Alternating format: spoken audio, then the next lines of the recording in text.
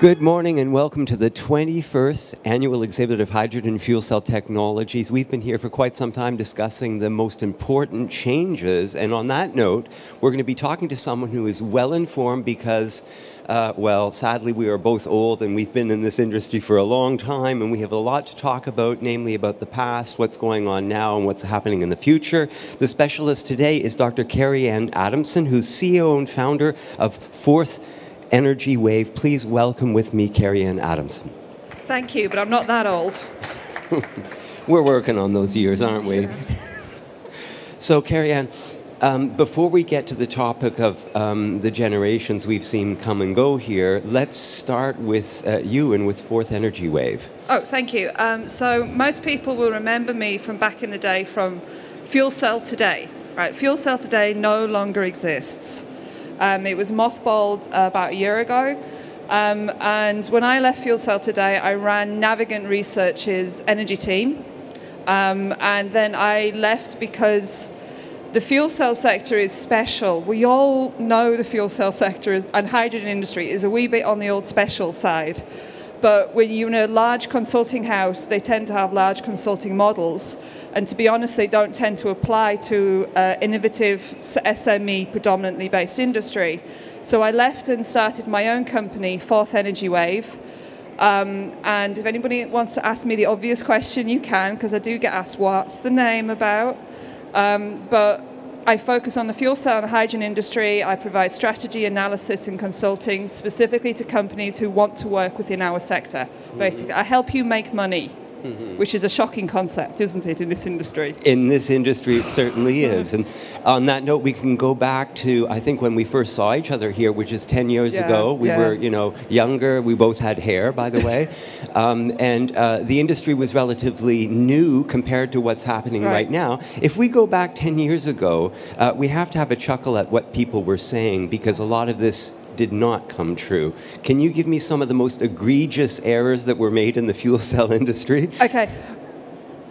Self-flagellation is an easy thing to do, but at the time, 10 years ago, I think we'd all really bought the corporate Kool-Aid, right? We really thought this was something that was going to be very quick to deploy. We were going to make billions overnight. There was going to be tens of thousands of cars on the road by 2004, which is the one most of us remember. The VC industry came in en masse. They got a serious kicking in the backside. And we honestly thought by now the world would be fuel cell powered. And that was predominantly, I mean, it's very easy to point out what we got wrong, but it's not so easy to pinpoint why. And I know we were talking about this yesterday. I think we were naive. We were then an engineering-based industry. And engineers, we have a very unique way of looking at the world where if you make it 0.5% better or 0.5% more efficient, the world will come knocking on your door. It's the better mousetrap fall. If we make a better mousetrap, it will sell. And we had the better mousetrap. Without the mice. Without the mice, yeah, exactly, exactly, right. So what you learn from that is that prognostications, optimism based on engineering, it's not necessarily a good business model. Now, 10 years down the road, less hair, wiser, what is happening right now? What do you see as the most vital developments in the fuel cell industry? Okay, if we focus on this event, I mean, I really am a big fan of this event, and they're not paying me to say that. Can I actually point that out? It is one or... I couldn't afford the bribe, by the way. It's true. It's the only event in the world that is not a conference-led event. It's a trade show where you can't run away from your prospective buyers after your presentation. You're standing on the stand and you have to talk to people from school kids right up to professors to politicians to buyers. So you're really facing your worst enemies and your worst critics, and school kids actually usually are, I have to say. But what I've really seen in the last 10 years is, apart from Tobias's clear plan to take over the world in this here, is that if you walk up to pretty much most of these stands now, you can talk about shipping, you can talk about pricing, you can talk about manufacturing. You can talk about partnerships, distributor deals. There's an actual vibe and sense of this is an industry now. 10 years ago, you know, the worst thing you could ask somebody on any of these stands was, how much does it cost? Yeah. I mean, you might as well have said, please stone the Christians, really, because nobody would ever have told you anything like that unless you sign up to give them the blood of your first son. Right now, most people go, here's, if you can prove you're a customer, right, here's the prices. Right, we heard from the last presentation, prices. It's going, yeah, well, this is what it costs. And that's a great sign. That is a really positive sign. The other thing is the type of companies here. I spend a lot of time with supply chain industry companies. I really think they're the canary in the mine for this industry. If a supply chain company can make money, can get investment, can make profit, can make product, that's a real health indicator sign that the industry is growing. So I'm sure some of the companies here wonder why I do go and talk to them. But half of it is, are you growing? Are you seeing jobs growth? Are you seeing investor activities? How are people talking to you? Are they talking about still ones and twosies? Or are they talking about tens and hundreds? And if we can get that, and we are, and a lot of the supply chain companies here are genuinely seeing growth. And I think that's absolutely critical. And again, I wouldn't get access to these companies if it wasn't for this event, which is great, I have to say. There's something fascinating about this tight-lippedness in the past. That is, if you ask them what are your catalysts or the lifespan of the fuel cell, they didn't talk about things. Also, their patents. There was so much secrecy here. We didn't plan for this question, but for me, it's interesting just to speculate on how much damage that did the industry by comparison with what we see now. There seems to be so much information sharing. It's to the point where they say, "Oh, it's patented, but use it." Yeah, I mean, I don't know if any of you, I'm looking at the faces, and I do recognize a couple of old timers. Sorry, Ski, looking straight at you. The balkanization in the industry 10 years ago was really high, so a lot of companies did not want to speak to each other, never mind folks like me who were writing reports, right? Whereas now you will see companies talking directly to each other, the patent sharing from Honda, right? That is incredible. Okay, at the end of the day, that's them locking in their future market share. It's a very, very, very clever market move. It's not them being nice to the industry. That's making sure that they actually get predominant market share going forward, but it's a fantastic move on their part. And I do think that we are going to leapfrog this industry forward the more we share and the more we talk to each other. There's enough market share out there for every technology, batteries included. It's fantastic. The batteries are now here. The great God Elon can go and do whatever he wants in the corner, but you know, at the end of the day, he's one guy in one company. And we are an industry that once we start realizing that our partnerships with battery industries and with renewables is going to make this our dream we had 10 years ago come true. There's also some interesting, literally off-the-shelf products. Right. And that's changed, and things up and running, it's become a financial viability. What do you see as the most successful technologies currently available? Okay, I have a small confession to make. I actually buy fuel cells. I don't buy handbags, I buy fuel cells. So I have a collection of all the first generation of portable fuel cells, and I will continue to do that. One, because they are about the price of a good handbag, but also because I hope that one day I can sell them and make a fortune. You know, the people who collected the first Apple products, right? Yeah, that's me with fuel cells, all right? But also, you know, when I live in the middle of nowhere, when I can get a fuel cell for my home, I will. Again, I live in the middle of nowhere, so getting a fuel cell car will be hard.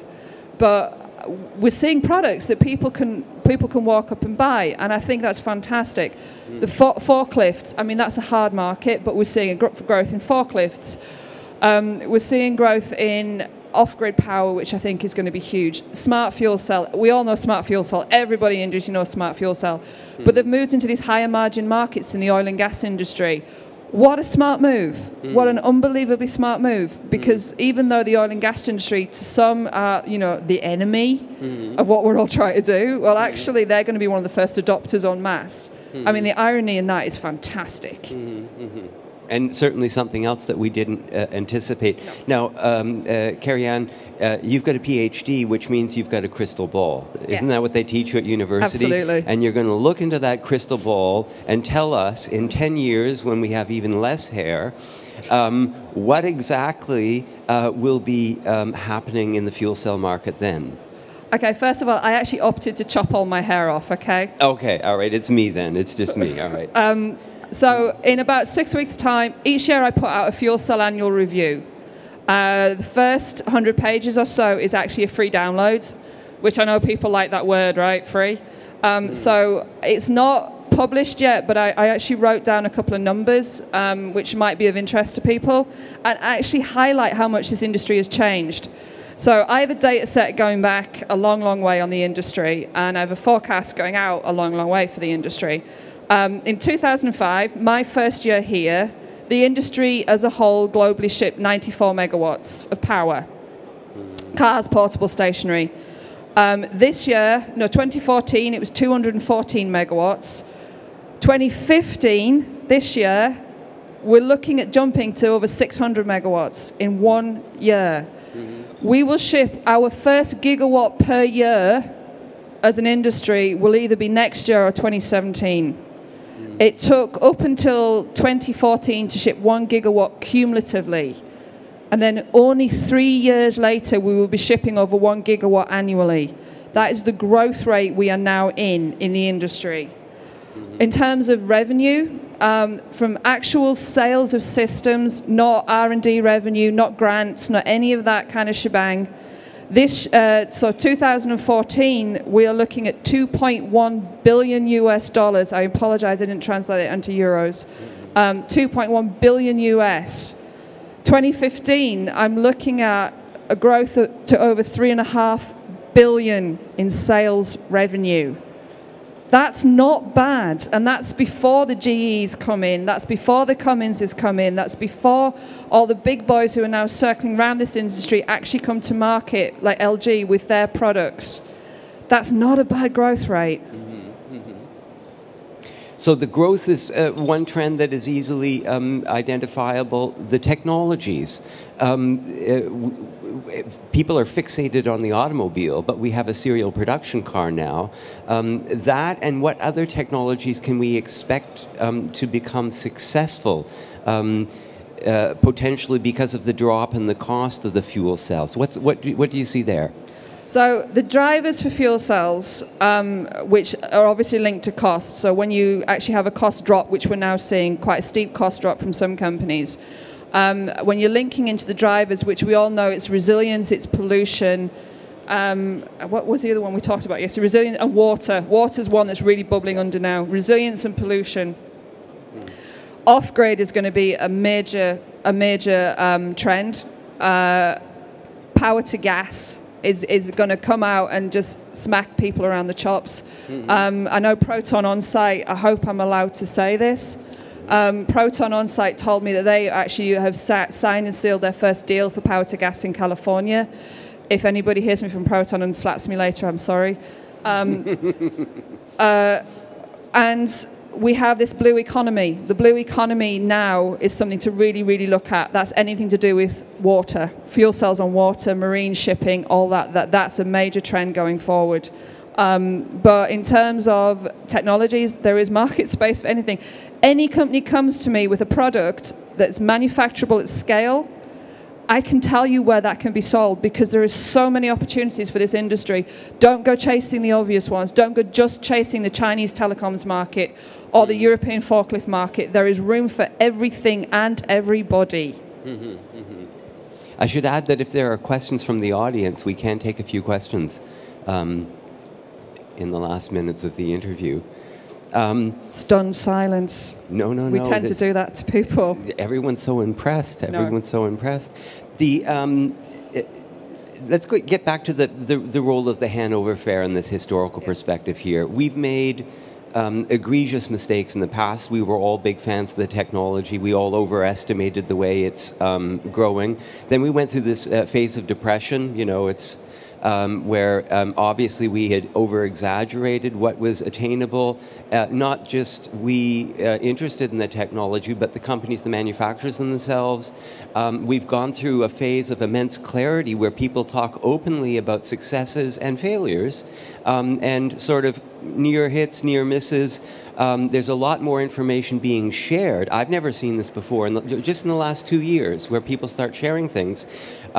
So there seems to be some reason why things have become more predictable. But still the question, what makes us so sure that the predictions we're giving now are reliable? We've done that before. Yeah, no, absolutely. I mean, anybody who stands up and makes forecasts is really standing up to giving them a kicking.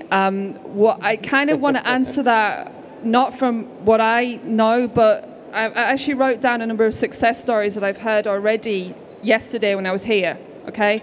And I think that alone points to the fact that things are becoming more stable and industrial and predictable. So if you don't mind, I'm not name checking these companies, because these are the companies, a lot of these companies I spoke to yesterday.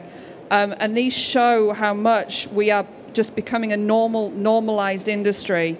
So Varex have just sealed a funding round. And that's really hard to do, except they said it wasn't that hard. So for the first time, they actually had people coming to them and saying, yeah, we can invest. Fuel cells are not a pariah anymore. Intelligent Energy, their business model for telecoms, I think is really, really interesting, and something that anybody who's interested in the telecom sector might want to go and talk to them about their business model. ITM Power, their megawatt scale electrolyzer, it's there. Dear God, it's there. I mean, how many of 5 years ago we would not have had that? There was a new company to me yesterday, Progetto Power. They're venture-backed right from the get-go. So they had venture-backed funding right from game one, and they licensed technology, and they've got, no, we're just up to sell. This is what we're doing. eZeleron, I don't know if anybody heard Sasha talk yesterday. eZeleron put out their product on Kickstarter and pre-sold for over 14,000 of their systems. Nobody's going to get one for over a year. I bought one for my collection. On the back of that, they're getting big boy venture capital backers coming to talk to them, because they've proved they've got customers. Proton On Site, like I said, they've got the California deal.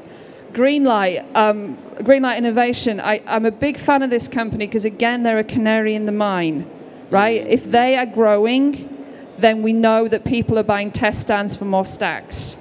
And they are growing. They're taking more and more people on, jobs growth. I can see other faces from other companies in this, here in this industry, and every company I speak to is reporting jobs growth, which is a political gold mine, right? If we can say, oh, this industry is growing by this amount of people per year, fantastic.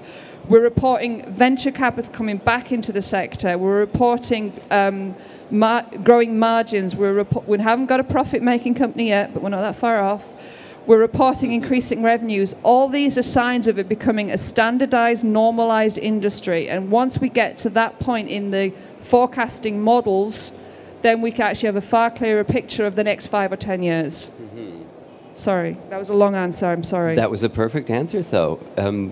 Very informative. No one's complaining. One more question from the audience. Any questions? It's too early in the morning. We're doing such a good job. We should have caffeined them before. Yeah, exactly. That's the issue. Okay. Okay, just to wind this up, you're coming back next year, of course? Oh, yeah. Okay, and 10 years from now, we're going to sit on this stage. We have a date, and we're going to talk with our gray hair and our, about what's happening then. Hopefully. Oh. And not hopefully. Oh, yeah, we'll have a date. Date? Okay, a date. Date. Okay. That's it. See you in 10 years. It's been a pleasure talking to you. Kerry-Ann Adamson, CEO and founder of Fourth Energy Wave. Thank you very much. See you in 10 years. Well, yeah, that was the easiest date. We're going to be back up in 1 minute with Professor Birgit Scheppert, who is from the Hydrogen and Fuel Cell Initiative in Hessen, and they'll be talking about the hydrogen and fuel cell projects in the state of Hessen in Germany. So have a seat, the coffee is on the house, and we'll be back shortly.